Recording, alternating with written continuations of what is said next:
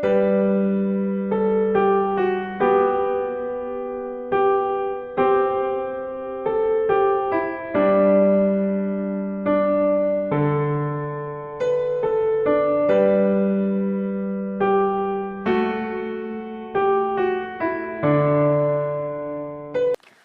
more, we're back again, and I'm kindly inviting you to come. And we have just 5 minutes each morning to sit at the feet of Jesus.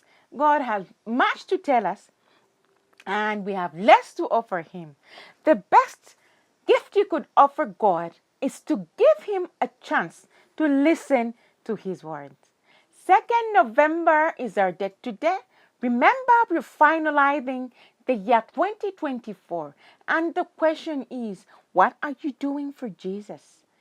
The closer the years, the symbol that He's soon coming back. So 2nd November is the date today. And our morning devotion is entitled, To Live in Freedom. To live in freedom.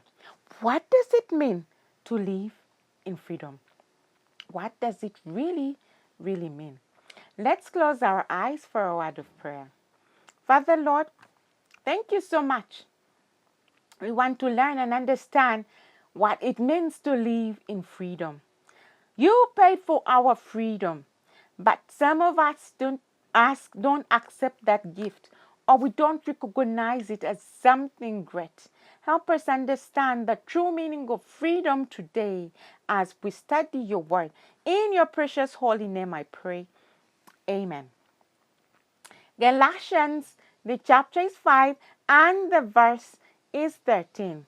Galatians chapter 5 and the verse is 13, and it says, For you, brethren, have been called to liberty.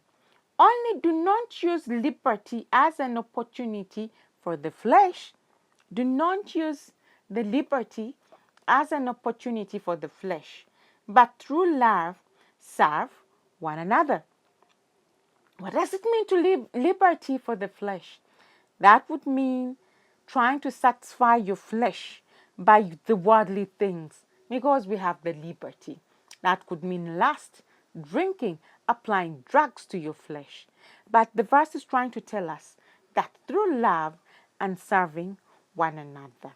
Now, the Christian Bureau Director, Christian Bureau Christian Boiro was the director of the youth department of Franco-Belgian Union. So Christian was the director of the Christian Union, and he was a great communicator, and he specialized in a game that is called free hang gliding. Free hang gliding. So he was a specialist in that department. Now, knowing his passion for that department, the youth in 1992 had made a spring. And during spring in 1992, he was asked to represent them in their youth of prayer. So the youth were having a spiritual emphasis, and they happened to invite Christian to come and be there, or to be there present at the week of spiritual emphasis. And the main subject of this week was living in freedom. The main topic was living in freedom.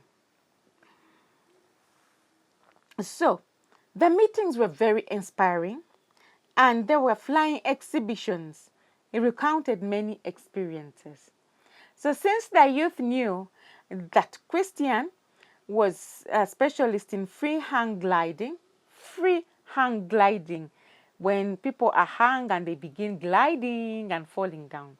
So they invited him, and during that week, such exercises would be practiced. Now, living in freedom was the main topic, or was the main theme of that week of prayer. Now, when they asked Christian to talk about such subject, He simply said, living in freedom is the essence of redemption.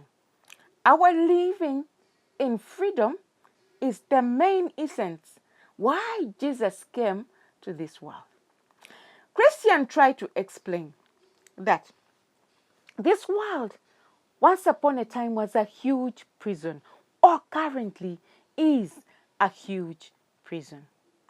But when Christ came, Christ came to proclaim liberty to the captives, to set them free from the once huge prison. And was trying to say, he took our place in jail, suffered torture, finally took up himself condemnation of the law, the death penalty, so we could be free. What does it mean? When Jesus came, we were all bound by sin, and there was no hope.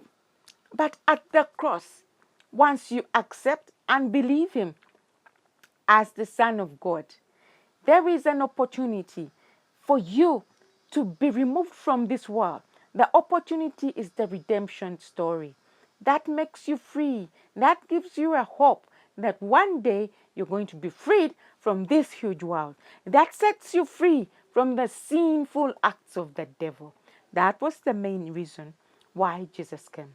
So Christian was really preaching that at the week of spiritual emphasis.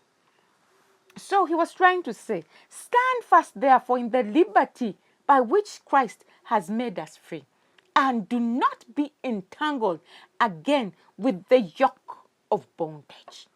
Jesus brought you and me at a high price simply because he wanted us to be free from the sin. Galatians chapter 5 verses 1. And was saying, stand firm in the liberty which Christ bought me and you. That was his main sermon. However, as he continued, he made illustrations. He said, the birds fly every day. And when they fly in the sky, they are so free. Flying is a symbol of space domain. They are so free. When we look up, there are no barriers. The birds are flying. However, these birds too, they have to learn what to do because it is also risky. In the sky, there are also risky measures. First of all, some birds of prey hunt them in mid-air. And so these birds need to be avoided. For example, the eagles, they can hunt their fellow birds for prey, for meat, and for. So these birds need some training before they go up in the sky to fly. Secondly, they're dangerous people. We see people who use stones and spears, and they kill these birds in the air. Thirdly, there's some flying tactics which birds really need to do in order for safe flying. For example, when we see the birds that move in a V-shape and they're flying, we see that they're trying to avoid the currents. They're trying to provide easy movement in the air. So before a bird begins to fly, he has to learn all these tactics in order to avoid the distractions that might be up in the air. He has to learn how to fly with fellow birds in a V-shape, how to avoid dangerous obstacles like stones or poachers that really hunt them. They have to learn and know the bad birds that hunt them in the sky. So they really have to learn to navigate into the air.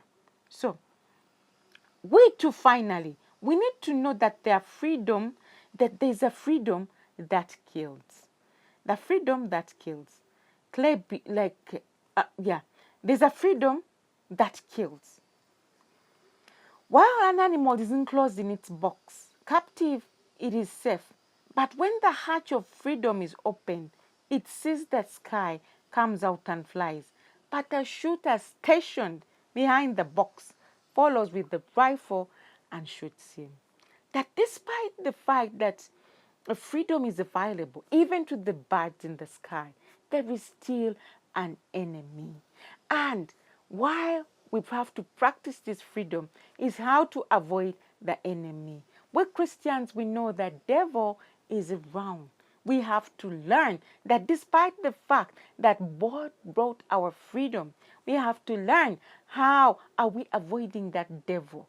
He always brings snares, distractions, death, diseases. How do we fight and how do we overcome that enemy? So despite the freedom Christ brought for us, Christians, we have to know there is an enemy. Just like the birds have to know that their enemy is up there in the sky. This may shoot them. They have to learn how to fly. They have to learn lots of tactics in order to survive in the sky. So the freedom was bought, but still there is an enemy. Secondly, misuse of freedom. This is seen by how our actions are done. We try to hypnotize our bodies with dangerous poisonous acids, associating with the worldly. We are misusing the freedom Christ gave us. Now, in that spiritual reflection, he was put in charge of conclusion of the week of prayer. So, that, as the week of prayer was trying to conclude, he was put in charge. And during the week of prayer, he made an illustration. What he did, he bought 7 doves, and he bought 7 dove farm pigeons, and he set them free in the air. However, only 4 doves flew away. The 3 were not able to fly. Simply, they tried but fell to the ground simply because they lacked training. They could not surpass to the air. This is what happens to us. When freedom is given to us, some of us may fly and use it effectively. But others who have not known the enemy, who don't know the right ways to fly, may fail. And that's how Christians may fail out. So as we fly, as God brought us this free world, let us know the enemy. Let us learn the right ways of flying. That is by praying, reading the Bible, and we overcome the snares of the enemy of the devil. May God bless you as we try to learn the right way of flying. That is flying against the destruction. May God bless you. Let's close our eyes for a word of prayer. Father, Lord, thank you so much. Help us know what you really require from us. In your precious holy name I pray. Amen.